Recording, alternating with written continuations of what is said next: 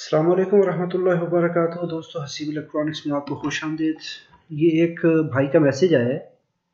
उन्होंने कहा है कि सर ATX पावर सप्लाई की स्टैंड बाई सेक्शन उसमें प्रॉब्लम है। उसमें इनबिल्ट मॉसफेट वाली IC लगी हुई है, वो डैमेज है। उसका नंबर है TFC 718S। और मैंने उसकी वो कहते हैं ट्रांसफार्मर निकाल कर LCR मीटर से उसकी प्राइमरी इंडक्टेंस देख ली है। 0.95 मिली हेनरी है और 1.7 ओम है। ठीक हो गया। एक्सिलरी इतनी है, सेकेंडरी इतनी है। तो सेकेंडरी तो कहते हैं जी क्या हम इससे टर्न रेशो निकाल सकते हैं, पहला सवाल। तो क्या मैं इसको PWM IC को वाइपर 22A से रिप्लेस कर सकता हूँ? साथ में ये तस्वीर भेजी है TFC 718S। चलिए इसकी डाटा शीट देखते हैं। ये है डाटा शीट TFC 718S। ये है SMPS कंट्रोलर। यहाँ पर आ जाता है कि जी PWM कंट्रोलर है, 85 से लेकर 265 वोल्ट तक हाई रेंज में चलता है। और साथ में ये कह रहा है कि रनिंग इसकी जो कांस्टेंट पावर है वो 12 वाट है, जो रूटीन में है विदाउट एनी प्रॉब्लम। और ये मैक्सिमम 18 वाट तक जा सकती है, लेकिन इसको 12 वाट तक आपने यूज़ करना है। चलें जी, ये AC to DC converter application में यूज़ हो रही है। और 2.5 वोल्ट इसका एरर एम्पलीफायर का है और 800 वोल्ट की इसकी बिल्ट इन मॉसफेट इसके अंदर है। तो रूटीन यूज़ इसका 12 वाट है और मैक्सिमम 18 वाट तक जा सकती है, लेकिन हम इसको इन चीज़ों से छोड़ दें। आप IC की यहाँ पर देख लें डायग्राम, तो फिर इसमें देखते हैं कि हम क्या कर सकते हैं। VCC कोई भी पिन होगी, ठीक है। VCC वोल्टेज देख लेते हैं कितने आते हैं।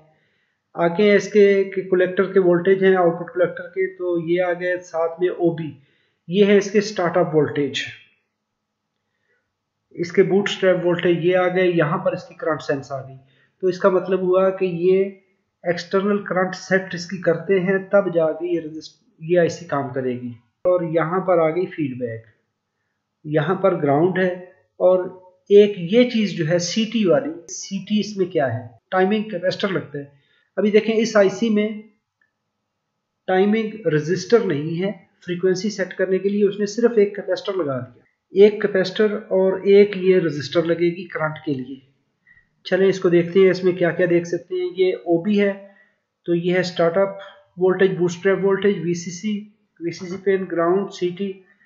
यहाँ पर कह रहा है कि टाइमिंग फ्रीक्वेंसी के लिए है, एक्सटर्नल टाइमिंग फ्रीक्वेंसी सेट के लिए। फीडबैक है, एरर एम्पलीफायर की फीडबैक वोल्टेज सेटिंग के लिए। और ये है इसकी करंट सैम्पलिंग सेटिंग। यहाँ पर है OC, ये आउटपुट कलेक्टर है। तो VCC स्टार्टअप वोल्टेज 16 वोल्ट है। इसके जो ड्रेन वोल्टेज है, जो कि कलेक्टर वोल्टेज है, वो 800-850 वोल्ट तक इसको दिए जा सकते हैं। ठीक हो गया। और यहाँ पर VCC वोल्टेज जो रनिंग वोल्टेज है, एक है स्टार्टअप वोल्टेज होते हैं जो कि बूटस्ट्रैप के लिए होते हैं, एक होते हैं रनिंग वोल्टेज जो नॉर्मली ऑपरेशन के लिए हैं। तो वो 5 वोल्ट से लेके 5.5 से लेके मैक्सिमम 9 तक है। इसकी फ्रीक्वेंसी नॉर्मल 61 किलोहर्ट्ज पे है। कब कब होगी 61 किलोहर्ट्ज पे, ये भी अभी देखना पड़ेगा।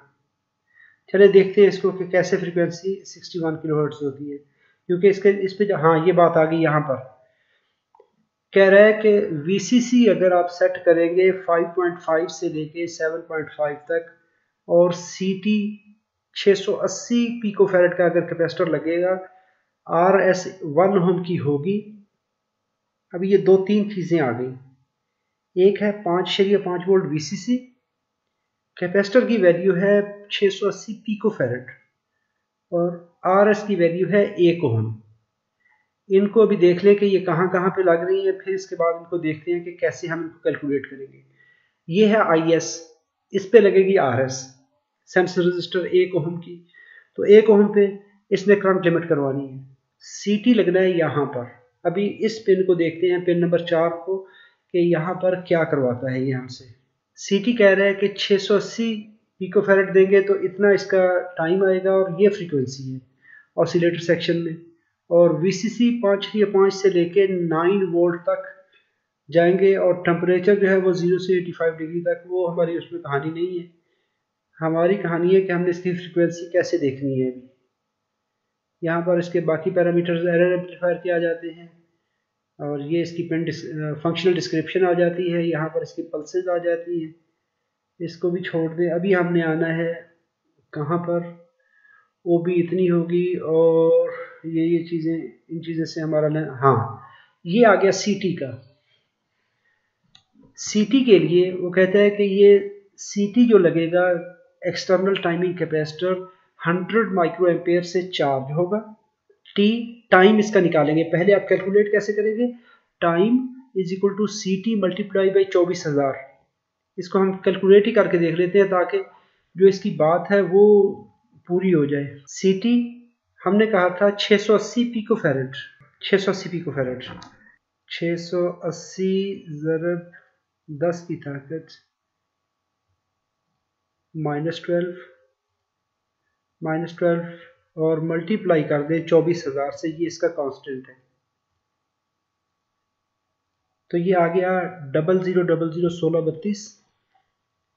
तो इसको डिवाइड कर दें फ्रीक्वेंसी, जब आपके पास टाइम आ गया तो 0.12341632 जो हमने कैलकुलेट किया था, तो ये 61274 यानी 61 किलो हर्ट्ज।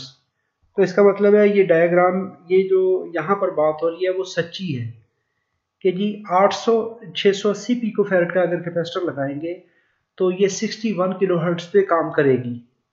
तो इस तरीके से हम इसकी फ्रीक्वेंसी कैलकुलेट कर सकते हैं। अभी जो भी आईसी आपके पास हो, अभी आप इसकी जगह पे टॉप स्विच लगा दें, बिलफर्स्ट टॉप 246 लगा 247 लगा दें जिसमें हाफ फ्रीक्वेंसी ऑप्शन हो। अभी देखें ये मैं टॉप 242 से लेके 250 तक उन आईसीज की बात कर रहा हूँ। तो नॉर्मली इन आईसीज की फ्रीक्वेंसी है 132 किलोहर्ट्ज। तो अगर आप इसको एफ पिन को पॉजिटिव वीसीसी के साथ मिला देंगे तो ये हाफ फ्रीक्वेंसी ऑप्शन में चली जाएगी 66 किलोहर्ट्ज में। तो आपकी फ्रीक्वेंसी है 61 किलोहर्ट्ज। तो ये आईसी वहाँ पे काम कर सकती है। या आप कोई भी आईसी ऐसी लगा लें जो भी आपके, मैं कहता हूँ कि उस 61 किलोहर्ट्ज में काम करे, या ऐसी कोई एडजस्टेबल फ्रीक्वेंसी के लिए आईसी ढूंढ लें। क्योंकि इस आईसी का ये फ़ायदा है कि इसके वो ऑपरेटिंग वोल्टेज जो है वो तकरीबन उसके मिलते जुलते हैं, 9 वोल्ट तक की ऑपरेट होती है मैक्सिमम। ये देखिए कंट्रोल वोल्टेज इसके 0.3 से लेकर 9 वोल्ट तक है। तो 9 वोल्ट आप मैक्सिमम रेटिंग इसकी जा सकती है, तो इसको कंट्रोल किया जा सकता है अगर आप इसको यूज़ करें।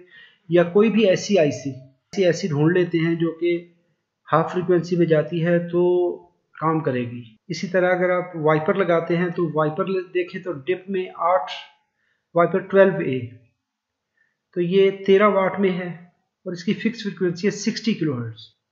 अगर आपके जो आईसी है, मैं एग्जांपल दे रहा हूँ आपको, मिसालें दे रहा हूँ, तो अगर आपकी आईसी वहाँ पर जो लगी हुई है वो आपको दे रही है, अगर वो 60 किलोहर्ट्ज देती है तो आप यही 60 किलोहर्ट्ज यहाँ से उठा के इसको दे सकते हैं।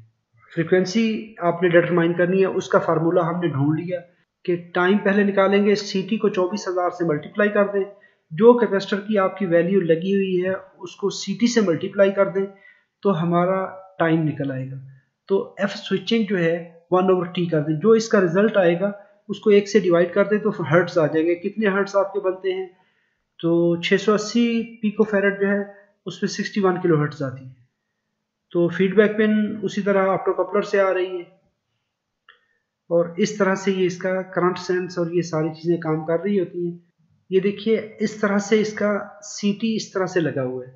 इस कैपेसिटर को जो पिन नंबर 4 पे है इसको आपने कैलकुलेट कर लेना है। तो पिन नंबर 6 पे जो रजिस्टर लगी है, यहाँ पर देखिए 2 रजिस्टर पैरेलल में लगी हुई है करंट की लिमिट को बढ़ाने के लिए। तो जो वैल्यू यहाँ पे आएगी, यहाँ पे 1 ओम आएगी, तकरीबन 1 ओम, अराउंड अबाउट 1 ओम, 1 2 3 ओम जो भी आएगी उसको हमने नहीं देखना। हमारी जो ज़रूरत है वो सीटी की है। इसकी फ्रीक्वेंसी आप यहाँ से ढूंढेंगे फ्रीक्वेंसी कितनी है। अपना बहुत सारा ख्याल रखिएगा। अस्सलाम वालेकुम वरहमतुल्लाहि वबरकातुहू।